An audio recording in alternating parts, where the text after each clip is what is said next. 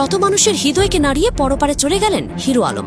যেই মানুষটা সকলের হাসির পাত্র ছিলেন, সেই মানুষটার এত অল্প বয়সে পৃথিবী ছেড়ে চলে যাবেন তা হয়তো কেউ কল্পনাও করেনি। হিরো আলমের মৃত্যুর খবর শুনে তার অনেক ভক্ত অনুরাগীরা ভেঙে পড়েন। আসুন জেনে আসি এই ঘটনায় বিস্তারিত। বেশ কিছুদিন ধরে হিরো আলম নিজের জীবন নিয়ে দোটানায় ছিলেন। তার স্ত্রী রিয়ামনির সাথে মনোমালিন্য হওয়ায় তার স্ত্রী তাকে ডিভোর্স দেওয়ার কথা জানান। এরপর আলম নিজ বাড়ি বগুড়ায় আত্মহননের চেষ্টা করেন। আলমের আত্মহননের কথা শুনে আর চুপ করে থাকতে পারেননি তার স্ত্রী রিয়ামনি। সকল অভিমান ভুলে আলমের পাশে দাঁড়াতে বগুড়ায় ছুটে আসেন রিয়ামনি। আলমকে বাঁচাতে ঢাকায় নিয়ে আসেন। এরপর থেকে আলম কিছুটা সুস্থ হলেও ভিতরে ভিতরে তিনি হয়তো শেষ প্রহরেই ক্ষণ গুনছিলেন।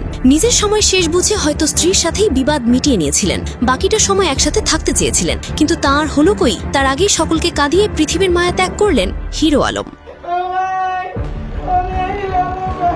আজ সোশ্যাল মিডিয়ায় একটি ছবিতে দেখা যায় হাসপাতালের কেবিনে তাকে জড়িয়ে ধরে কাঁদছেন তার সহকর্মী। অনেকেই ভাবছেন হিরো আলম আর বেঁচে নেই, কিন্তু বেশিরভাগ নেটিজেনরা বলছেন এসব হিরো আলমের সাজানো নাটক। অনেকে বলছেন আর কত নাটক করবেন হিরো আলম। আবার অনেকের মতে কোনো সিনেমার শুটিং করছিলেন আলম, আর তখন কেউ তার ভিডিও করে ভাইরাল করেন। হিরো আলমের এমন কর্মকাণ্ড দেখে অনেকেই ক্ষোভে ফুঁসছেন। অনেক নেটিজেন বলছেন মানুষ মৃত্যুর মতো বিষয় নিয়েও কিভাবে মজা করতে পারে, কিভাবে নিজেকে ট্রেন্ডিং এ রাখতে এমন নীচ কাজ করতে পারে। তো ভিউয়ার্স, হিরো আলমের এমন কর্মকাণ্ড নিয়ে আপনার মতামত কি জানাতে পারেন আমাদের কমেন্ট বক্সে।